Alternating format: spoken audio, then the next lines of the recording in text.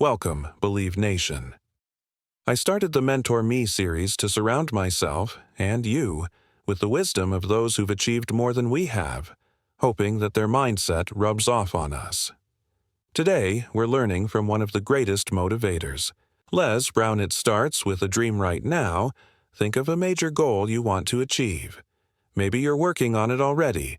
Maybe you've faced setbacks, disappointment, and defeat. Maybe you've even given up. But deep down, there's still a spark. You just need a little fuel to reignite it. Here's the truth. There are winners. There are losers. And then there are people who simply haven't learned how to win yet. Most just need support, a coach, a new strategy, a shift in mindset to unlock the power already inside them. The power of belief. Think about something that truly matters to you, something real, something that gives your life purpose.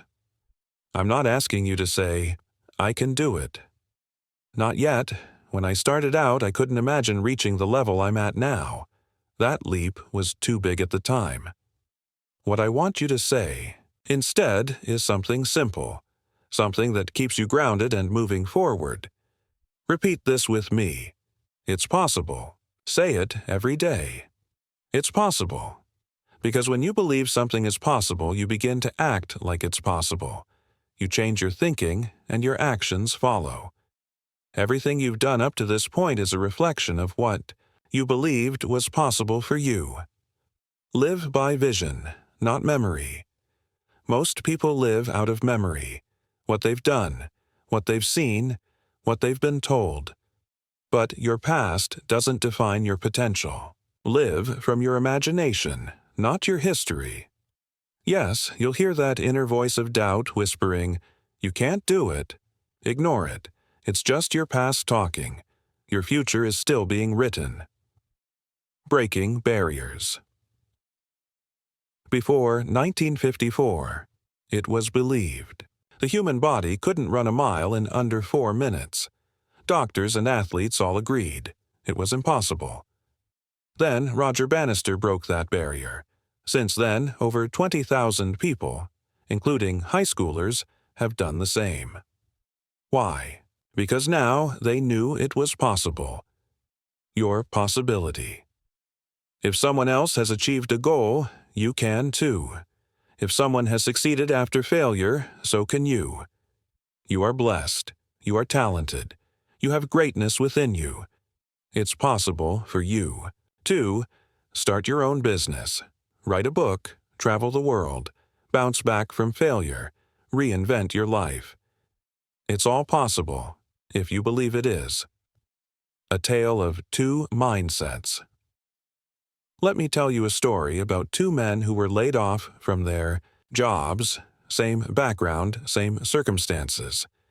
One gave up, stayed home, complained, drank, blamed everyone else. The other kept searching. Despite rejection after rejection, he never stopped trying. Eventually, he offered to volunteer, unpaid, just to stay active and useful. He worked harder than anyone, showed up early, stayed late. A few weeks later, a manager quit, and he was offered the job. Why? Because he never gave up. One man saw failure. The other saw possibility. That's the difference between eyesight and mindsight. Eyesight sees things as they are. Mindsight sees what they can become. Keep moving forward. Life will hit you hard sometimes. You'll get fired, lose relationships, face rejection. It happens. I was fired twice from my job as a radio DJ. I thought that was who I was, but life had other plans for me. Sometimes when we don't move on our own, life pushes us. Eventually, someone said, "Les, why don't you run for office?" I laughed. I knew nothing about politics. They said, "Most people who run don't either." So I ran. I did what I could, where I was, with what I had, and that's all you need to do. Final thought, keep going. Believe in your dream. Repeat it every day. It's possible. Because once you believe that, everything starts to change.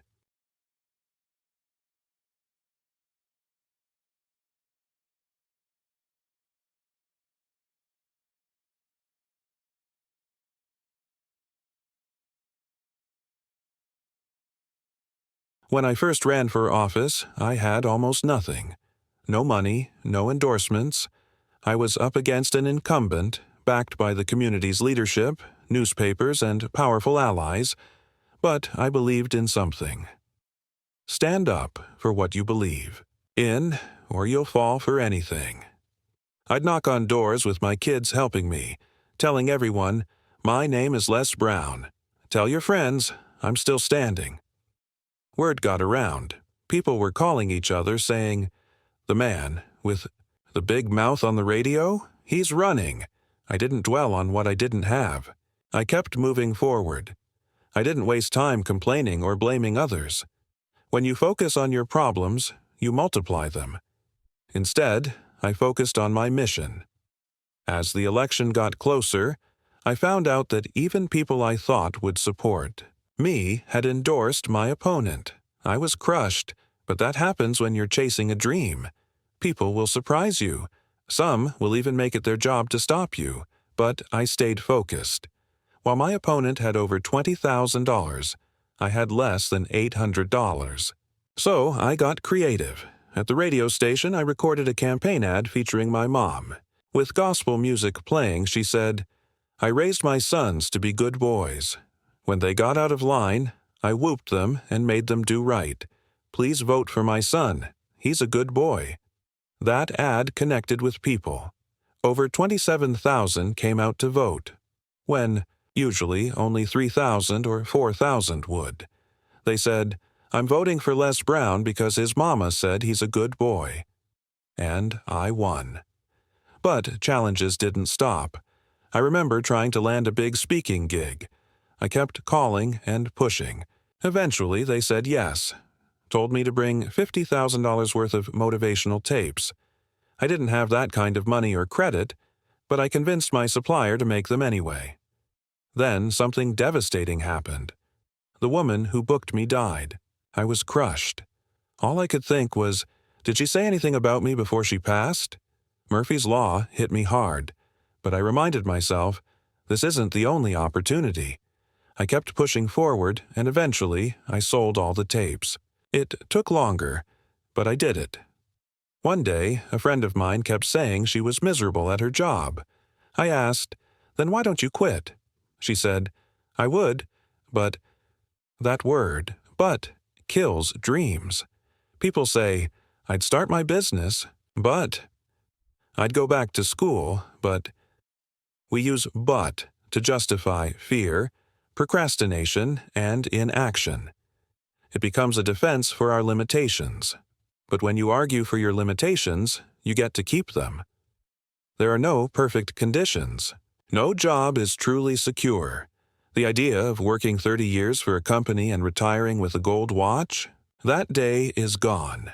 Now is the time to take charge of your life, to design a life of substance, to live your dream. Shake someone's hand and say, "Don't let nobody turn you around." People wait for someday, when the bills are paid, when life's easier. But that day rarely comes. Life will always have problems. You've got to act now. I once met a 47-year-old man who couldn't read. I asked why he never learned. He gave excuses. He hadn't even tried an adult class. That's what many of us do. We pretend we're fine where we are. Pretend we're content. But deep down, we want more. If you want to know someone's real intentions, don't listen to what they say. Watch what they do. Actions reveal truth. I used to pretend I wanted to lose weight. But just let me get near some sweet potato pie, you'd see the truth. People talk about opening businesses, writing books, changing careers. But talk is cheap. Action is everything. So if there's something you want to do it. Research it, explore it, study it. Start right where you are with what you have. Never be satisfied. As Buckminster Fuller said, Always strive to be more than you are. Don't tiptoe through life only to arrive safely at your grave. Live your dream. Don't let fear or but hold you back. We all want to live a life that's true to who we are. Deep down, that's everyone's desire. But life is short and unpredictable. We say things like, "There's always tomorrow." But the truth is, tomorrow isn't guaranteed. People and opportunities that were here yesterday might be gone today. You can wait, but as Abraham Lincoln said, "Good things may come to those who wait, but only what's left by those who hustle." Why settle for leftovers? You deserve more. Start now. Whatever it is you want to do, begin today. When I decided to become a speaker, I didn't quit my job overnight. I studied the craft, volunteered, and learned. If you're dreaming of starting something new, a business, a restaurant, a school, get your feet wet first. Volunteer.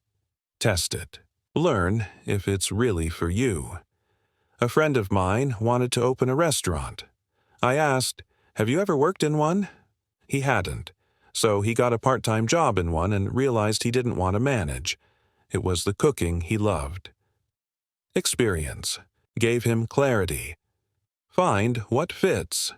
There's no defense against excellence that meets a pressing public need. Discover what you can uniquely offer. There's room for you out here. Don't let the word "but" trap you in the bleachers of life, just watching from the sidelines. You were born with something to give. Your gift, your dream, your idea. No one else can bring it into the world but you. If you let fear or excuses stop you, we all lose. You take your gift to the grave. That's why it's said that most people die at 21 but aren't buried until 65. They're the walking dead, alive but not really living. Be alive, be excited. You've got to bring energy. People don't buy your product or idea just because it makes sense. They're moved by your energy. If you're not excited about what you do, how can anyone else be? Repeat this. I'm going to be fired up about my dream. I'm giving it everything I've got. Because that kind of passion is contagious. Yes, you'll fail. Most people do, many times. But failure doesn't make you a failure. There's a difference between failing and being a failure. You just haven't succeeded yet. If you mess up, ask yourself, what didn't I know? What can I learn? Then go back stronger. Live your dreams, not your fears. So many people live in fear. Fear of change, fear of failure, fear of the unknown. As Maslow said, you can step back into safety or forward into growth. Growth means confronting fear again and again. Most fears are like barking bulldogs without teeth. They scare us, but they can't hurt us. We scare ourselves more than anything else. I used to be afraid of going to the dentist. I let that fear control me. But what you resist persists. When you embrace your fears, they begin to shrink. Don't let them immobilize you. There's a difference between having fear and fear having you. So, what should you do? Acknowledge your fear. It's okay to be afraid. Act anyway. Don't wait for fear to disappear. Move through it.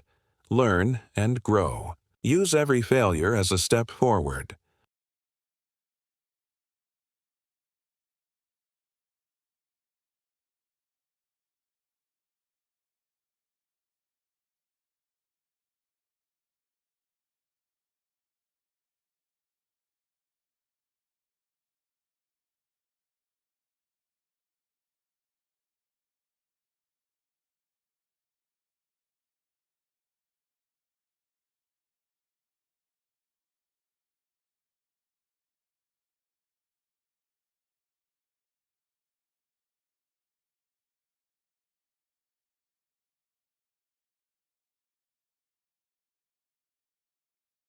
There's something unique you were meant to bring to this planet. Something only you can do. If you don't fulfill that purpose, if you don't commit yourself to your life's mission, there will be gaps, empty spaces that you were meant to fill. And when we don't live in alignment with our true identity, we start to fill those gaps with junk: alcohol, drugs, distractions, worry, or self-sabotaging behaviors. You know when you're not doing what you're capable of. And often, fear is what holds you back. When you don't appreciate or accept who you truly are, fear takes over. It paralyzes you. And in that paralysis, you begin to work against yourself. You become your own worst enemy. But here's the shift. When you begin to believe in your gifts and your purpose, that belief starts to drive you. Your hunger to live a meaningful life becomes greater than your fear. That hunger becomes your fuel. There's power inside you, a miracle-working power to change your life, to change the world around you. When you tap into that, things start to shift. I remember a story of a man studying a tribe of headhunters in Africa. He was afraid they might kill him. That fear blocked every effort to connect with them. But one night, lying in bed, he asked himself, "What's the worst that can happen?" "Death," he thought. Then he asked, "Isn't this the mission I came for?" He decided he'd rather die doing what he was born to do than live paralyzed by fear. The next day, everything changed. He showed up differently, without fear, and the tribe welcomed him. He later said, "When life can no longer threaten you with death, what else is there?" Most of our fears aren't even life-threatening, but we treat them as if they are. We let fear decide how far we'll go, how big we'll dream. But what happens if you ask yourself, what am I really afraid of? And is it even real? The news, your upbringing, your environment, all of it programs fear into you. But just as fear can be fed, so can courage. Sometimes it takes real pain to push us past our fear. Like a man I knew, overweight and in denial. Nothing worked until the doctor said you could become impotent. That got his attention. He changed everything. That one fear flipped the switch. So I ask you, what's the fear that will wake you up? Sometimes we don't move until we're forced. But you can choose to move. You can choose to face your fear and push through it.